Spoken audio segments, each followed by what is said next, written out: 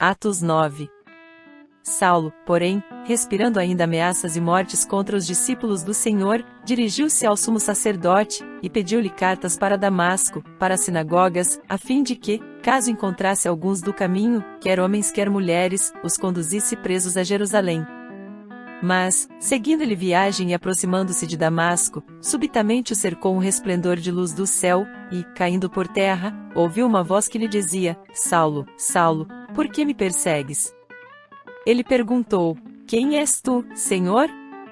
Respondeu o Senhor: Eu sou Jesus, a quem tu persegues, mas levanta-te e entra na cidade, e lá te será dito o que te cumpre fazer. Os homens que viajavam com ele quedaram-se emudecidos, ouvindo, na verdade, a voz, mas não vendo ninguém. Saulo levantou-se da terra e, abrindo os olhos, não via coisa alguma, e, guiando-o pela mão, conduziram a Damasco.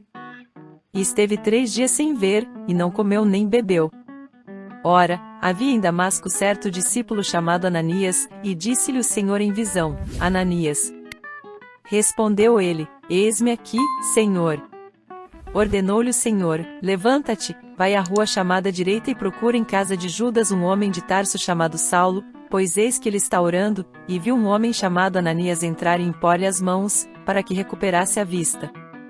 Respondeu Ananias: Senhor, há muitos ouvi acerca desse homem, quantos males tem feito aos teus santos em Jerusalém, e aqui tem poder dos principais sacerdotes para prender a todos os que invocam o teu nome. Disse-lhe, porém, o Senhor: Vai, porque este é para mim um vaso escolhido, para levar o meu nome perante os gentios, e os reis, e os filhos de Israel, pois eu lhe mostrarei quanto lhe cumpre padecer pelo meu nome. Partiu Ananias e entrou na casa e, impondo-lhe as mãos, disse: Irmão Saulo, o Senhor Jesus, que te apareceu no caminho por onde vinhas, enviou-me para que tornes a ver e sejas cheio do Espírito Santo. Logo lhe caíram dos olhos como que umas escamas, e recuperou a vista. Então, levantando-se, foi batizado. E, tendo tomado alimento, ficou fortalecido. Depois demorou-se alguns dias com os discípulos que estavam em Damasco, e logo nas sinagogas pregava Jesus, que este era o Filho de Deus. Todos os seus ouvintes pasmavam e diziam: Não é este o que em Jerusalém perseguia os que invocavam esse nome, e para isso veio aqui, para os levar presos aos principais sacerdotes? Saulo, porém, se fortalecia cada vez mais e confundia os judeus que habitavam em Damasco, provando que Jesus era o Cristo.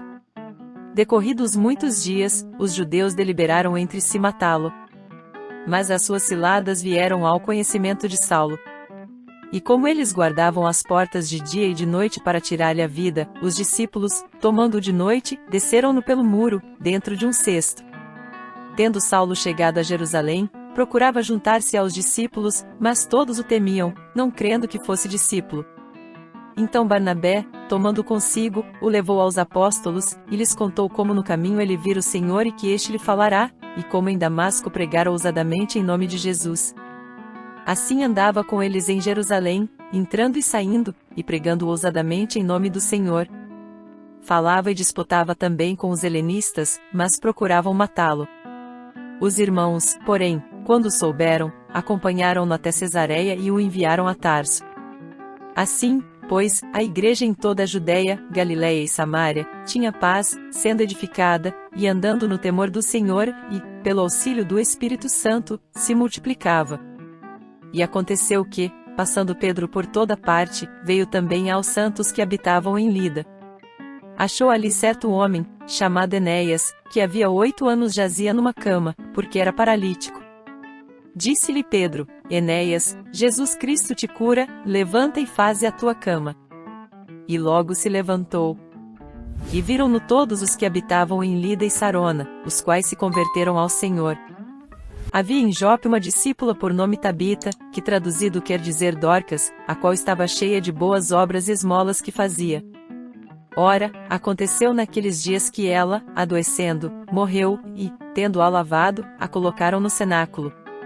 Como Lida era perto de Jope, ouvindo os discípulos que Pedro estava ali, enviaram-lhe 2 homens, rogando-lhe: Não te demores em vir ter conosco. Pedro levantou-se e foi com eles. Quando chegou, levaram-no ao cenáculo, e todas as viúvas o cercaram, chorando e mostrando-lhe as túnicas e vestidos que Dorcas fizera enquanto estava com elas. Mas Pedro, Tendo feito sair a todos, pôs-se de joelhos e orou, e voltando-se para o corpo, disse: Tabita, levanta-te. Ela abriu os olhos e, vendo a Pedro, sentou-se. Ele, dando-lhe a mão, levantou-a e, chamando os santos e as viúvas, apresentou-lhe a viva. Tornou-se isto notório por toda Jope, e muitos creram no Senhor.